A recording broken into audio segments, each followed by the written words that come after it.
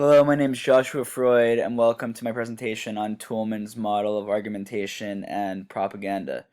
So, for my presentation, um, I wanted to do some US government propaganda, especially in the modern day. So, I did some research about the sort of propaganda that still goes on or still occurs in the government.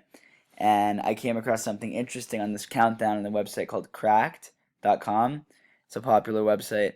I basically found out that the U.S. government had launched a campaign through the U.S. Border Protection Agency and Customs to basically deter immigration. And one of the things I found that I thought was very interesting and kind of old school, I was surprised that it's being used currently, was that they commissioned a song to be created and then basically paid for promotion of the song all throughout Central America, in Guatemala, El Salvador, and Honduras, as well as other countries, to basically have the song be played on popular radio stations and kind of like get in the minds of the people. And with the song, the content of the song, it was basically an anti-immigration song. So it basically warned with extreme imagery or verbal imagery of the dangers of immigrating from a country like El Salvador to North America. And yeah, so this song was part of $1 million campaign by the Border Protection Agency. Um, and So yeah, they basically warn of immigrating to America, and they refer to this journey as comparable to animals willingly heading to a slaughterhouse. Um, so the song is played by over 21 different radio stations spanning across Central America, like I said, Guatemala, Honduras, El Salvador. Um, the song is part of $1 million campaign, um, and apparently, according to a Washington Times article, which is right here, it says. Where does it say? Hmm. Oh, it might have been a different article, but it basically said that most DJs who play the song do not know that the song is deliberate propaganda and that it's commissioned by the US government. I guess with pop songs, most people don't really listen to the lyrics too closely when it's on the radio, but I guess it kind of gets into the subconscious mind or the messages that it sends. Um, so, in accordance with Toulmin's model here, uh, the claim is that immigrating to America is perilous. That's kind of the central claim.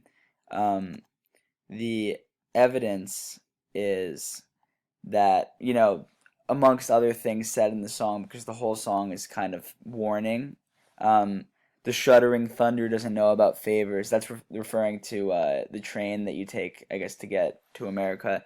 And the threatening snake appears, whatever that means.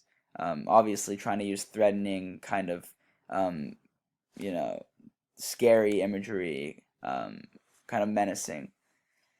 And the warrant here is that risking extreme danger/death is never a good risk to take when engaging in activity. Thunder and snakes are dangerous. Some other quotes actually are listed here on the Washington Times article. Migrants from everywhere entrenched along the rail ties, far away from where they come, further away from where they go. They call her the beast from the south, the wretched train of death with the devil in the boiler. Whistles, roars, twists, and turns. So yeah, more menacing imagery. But yeah, this is basically the warrant.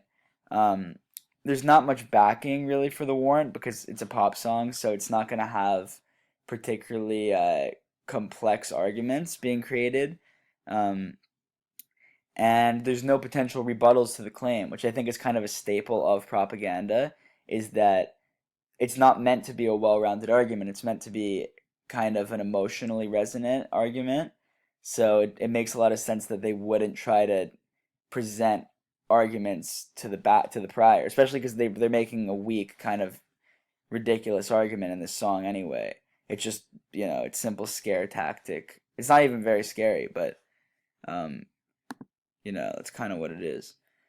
So yeah, that's kind of the end of it. It doesn't really work too well with Toulmin's model. I mean, it does. There's obviously a claim and there's a warrant, like any argument, but you're not gonna be able to find the backing or the potential rebuttals because it's not an essay or a video.